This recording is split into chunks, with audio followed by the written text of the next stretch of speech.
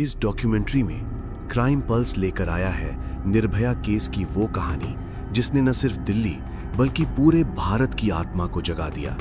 हम देखेंगे उस रात की पूरी टाइमलाइन, लोगों का गुस्सा और कैसे इस हादसे ने भारत के कानून को हमेशा के लिए बदल दिया। इस वीडियो में हम कवर करेंगे टाइमलाइन, उस दर्दनाक रात का पूरा सिलसिला, पब्लिक आउटरीच, क्यों सड़कों पर उतर आया था पूरा देश, लीगल बैटल, इंसाफ की लंबी लड़ाई और नया कानून निर्भया एक्ट, इम्पैक्ट, आज महिला सुरक्षा की क्या स्थिति है। ये सिर्फ एक क्राइम स्टोरी नहीं है, ये एक सीख है और एक सवाल है हमारे समाज के लिए। Don't forget to subscribe to Crime Pulse for more deep dive documentaries.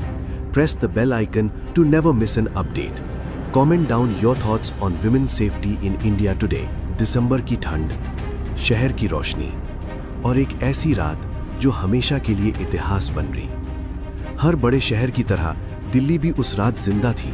Restaurants भरे हुए थे, सिनेमा हॉल्स में लोग अपनी फेवरेट मूवीज देख रहे थे, फैमिलीज वीकेंड एंजॉय कर रही थी। किसी को नहीं पता था कि कुछ घंटों में एक ऐसी घटना होने वाली है जो सिर्फ एक क्राइम नहीं बल्कि एक नेशनल अवेकनिंग बन जाएगी।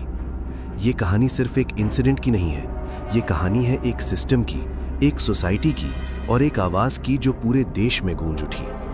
इस कहानी का मकसद किसी को डराना नहीं बल्कि सच का सामना करना है, अवेयरनेस, एम्पैथी और जस्टिस का मैसेज देना है। चलिए शुरू करते हैं उस शाम से। 16 दिसंबर 2012 संडे। एक 23 साल की young physiotherapy intern, ambitious, hard working और फैमिली ओरिएंटेड। उसके पेरेंट्स ने उसे पढ़ाने के लिए बहुत सैक्रिफाइसेस किए थे। वो अपनी लाइफ में कुछ बड़ा करना चाहती थी। उस दिन उसने अपने मेल फ्रेंड के साथ मूवी देखने का प्लान बनाया। फिल्म थी life of pi. South Delhi के मॉल में मूवी देखने के बाद दोनों बाहर निकले। टाइम लगभग 8:15 PM था। ठंडी हवा चल रही थी।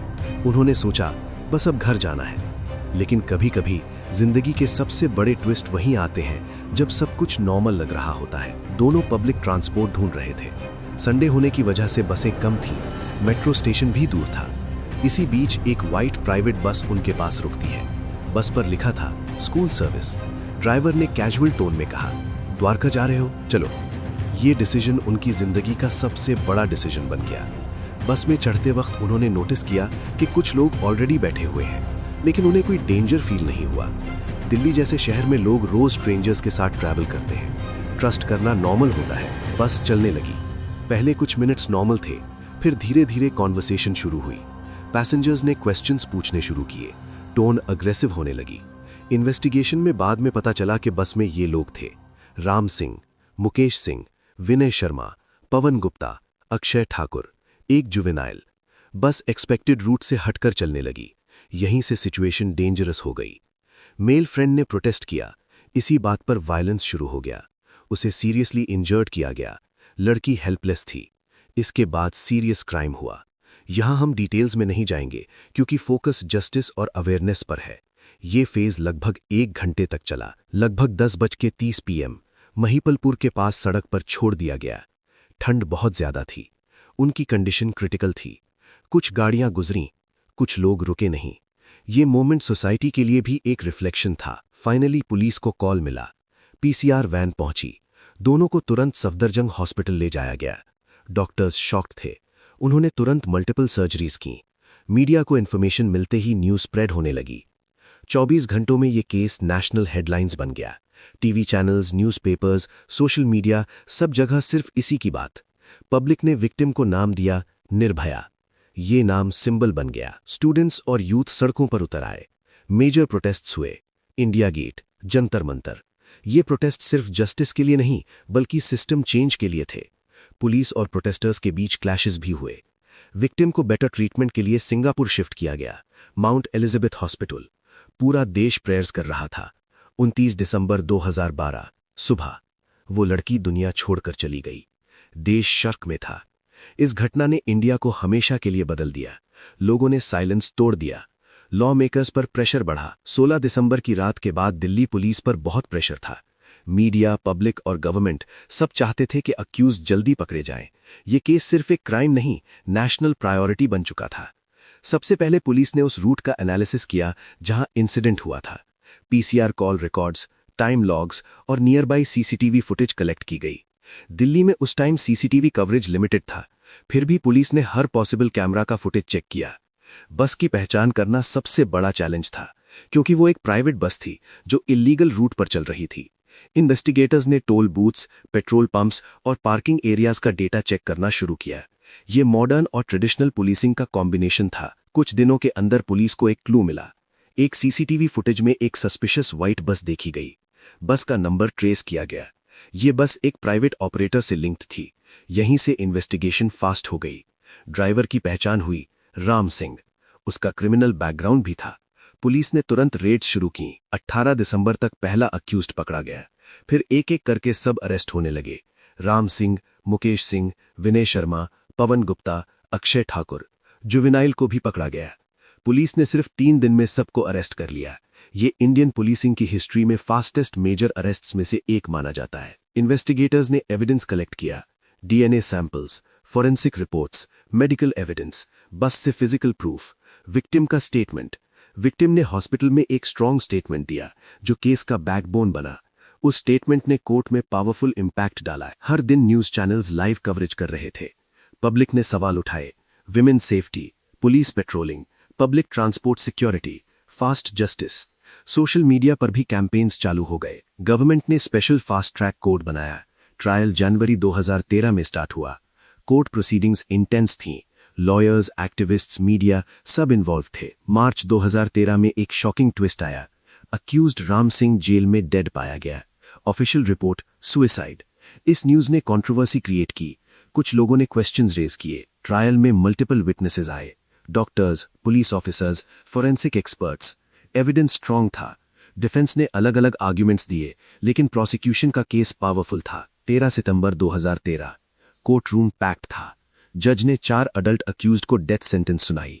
कोर्ट ने कहा, यह रेयरेस्ट ऑफ रेयर केस है। जुवेनाइल को जुवेनाइल जस्टिस एक्ट के अंडर ट्रायल किया गया। उसे 3 साल रिफॉर्म होम भेजा गया। इस डिसीजन पर नेशन वाइड डिबेट हुई। बाद में जुवेनाइल लॉ रिफॉर्म्स पर डिस्कशन हुआ। केस हाई कोर्ट और फिर सुप्रीम कोर्ट गया। डेथ सेंटेंस कंफर्म हुई। रिव्यू पिटिशंस भी फाइल हुई। विक्टिम के पेरेंट्स ने कभी होप नहीं छोड़ी। उन्होंने ईयर्स तक लीगल प्रोसेस फॉलो किया। उनका फोकस सिर्फ एक था, जस्टिस। उन्होंने सोसाइटी में अवेयरनेस कैंपेन्स भी चलाए। ये केस ग्लोबल न्यूज बना। विमेन सेफ्टी पर वर्ल्ड वाइड डिस्कशंस हुए। इंडिया पर प्रेशर भी आया कि लॉज इंप्रूव करें। इस केस के बाद criminal law amendment act 2013, strict punishment, new definitions, fast track courts. 20 मार्च 2020 को सुबह 5:30 पर 4 कॉन्विक्ट्स को तिहाड़ जेल में एग्जीक्यूट किया गया। विक्टिम के पेरेंट्स ने कहा, जस्टिस फाइनली डिलीवर्ड। ये कहानी सिर्फ एक ट्रेजेडी नहीं थी, ये एक अवेकनिंग थी। इसने यूथ को जगाया, लॉ को स्ट्रांग बनाया, सोसाइटी को मिरर दिखाया। आज भी जब भी सेफ्टी की बात होती है तो ये केस याद आता है। ये हमें सिखाता है, अवेयरनेस जरूरी है, साइलेंस तोड़ना जरूरी है, जस्टिस के लिए लड़ना जरूरी है। और शायद इसीलिए ये कहानी सिर्फ हिस्ट्री नहीं, एक जिम्मेदारी है। हर बड़े क्राइम के बाद एक सवाल जरूर उठता है कि ये लोग ऐसा क्यों करते हैं। इस केस ने भी इंडिया को मजबूर किया कि सोसाइटी के डीपर इश्यूज पर फोकस करें। एक्सपर्ट्स ने कहा कि यह सिर्फ एक इंडिविजुअल क्राइम नहीं था, ये माइंडसेट, जेंडर इनइक्वालिटी और सोशल कंडीशनिंग का रिजल्ट था। साइकोलॉजिस्ट ने यह भी बताया कि वायलेंट क्राइम्स अक्सर पावर और कंट्रोल की फीलिंग से लिंक्ड होते हैं। इसलिए डिस्कशन सिर्फ पनिशमेंट पर नहीं, प्रिवेंशन पर भी शिफ्ट हुआ। इस इंसिडेंट के बाद स्कूल्स, कॉलेजेस और कॉर्पोरेट ऑफिसेज में वर्कशॉप्स होने लगी। जेंडर सेंसिटिविटी ट्रेनिंग शुरू हुई। लोगों ने समझा कि सेफ्टी सिर्फ पुलिस की रिस्पॉन्सिबिलिटी नहीं है, सोसाइटी का रोल भी इक्वली इंपॉर्टेंट है। पेरेंट्स ने अपने बच्चों को रिस्पेक्ट और इक्वालिटी की वैल्यू सिखाना शुरू किया। गवर्नमेंट ने नए स्टेप्स लिए, women helplines, fast response teams, self defence programmes, CCTV expansion. Metro cities में सिक्योरिटी बढ़ाई गई। दिल्ली पुलिस ने भी अपनी पेट्रोलिंग और मॉनिटरिंग सिस्टम्स इंप्रूव किए। ये केस इंटरनेशनल लेवल पर भी डिस्कस हुआ। इंडिया के अलावा दुनिया भर में विमेन सेफ्टी पर डिबेट्स हुई। यूनाइटेड नेशंस तक डिस्कशंस गए। इंडिया को रिफॉर्म्स के लिए अप्रिशिएट भी किया गया। विक्टिम के पेरेंट्स ने अपनी पर्सनल ट्रेजेडी को मिशन बना दिया। उन्होंने अवेयरनेस कैंपेन्स चलाए, स्कूल्स और यूनिवर्सिटीज में सेशंस लिए। उन्होंने कहा, हमारी बेटी नहीं रही, लेकिन उसका मैसेज जिंदा है। उनकी स्ट्रेंथ मिलियंस लोगों के लिए इंस्पिरेशन बनी। इस केस पर कई डॉक्यूमेंट्रीज बनी। One of the most discussed international documentary थी इंडियाज डॉटर। इस डॉक्यूमेंट्री ने वर्ल्ड वाइड अटेंशन अट्रैक्ट की। साथ ही इंडिया में भी मीडिया ने लॉन्ग टर्म कवरेज कंटिन्यू रखी। इस केस के बाद डेथ सेंटेंस पर भी डिबेट हुई। कुछ एक्सपर्ट्स कहते हैं पनिशमेंट स्ट्रिक्ट होना चाहिए, कुछ कहते हैं प्रिवेंशन और एजुकेशन ज्यादा इंपॉर्टेंट है। ये डिबेट आज भी चल रही है। पब्लिक ट्रांसपोर्ट सेफ्टी इंप्रूव हुई, GPS tracking, women only coaches जैसे मेजर्स आए। अवेयरनेस कैंपेन्स ने माइंडसेट चेंज किया, लोग अलर्ट और कॉन्शियस हुए। सबसे बड़ा इंपैक्ट यूथ पर पड़ा। स्टूडेंट्स ने सोशल मूवमेंट स्टार्ट किए, एनजीओज एक्टिव हुए, volunteer groups night safety programmes चलाने लगे। एक्सपर्ट्स कहते हैं इस केस ने इंडिया को परमानेंटली चेंज किया। क्राइम रिपोर्टिंग बढ़ी, विक्टिम्स आगे आने लगे, साइलेंस कल्चर धीरे धीरे ब्रेक हुआ। ये कहानी सिर्फ एक ट्रेजेडी नहीं है, एक अवेकनिंग है। एक लड़की जो अपने सपने पूरे करना चाहती थी, उसने अनजाने में पूरे देश को जगा दिया। आज जब भी कोई इनजस्टिस के खिलाफ आवाज उठाता है, जब भी कोई सर्वाइवर हिम्मत दिखाता है, जब भी सोसाइटी चेंज की बात होती है, तो कहीं ना कहीं उस रात की गूंज सुनाई देती है। इस कहानी का सबसे बड़ा मैसेज है फियर के सामने खड़े होना, जस्टिस के लिए लड़ना, रिस्पेक्ट और इक्वालिटी को अपनाना। और शायद इसीलिए ये कहानी कभी खत्म नहीं होती। ये हर नए दिन के साथ एक नई उम्मीद बनकर जिंदा रहती है।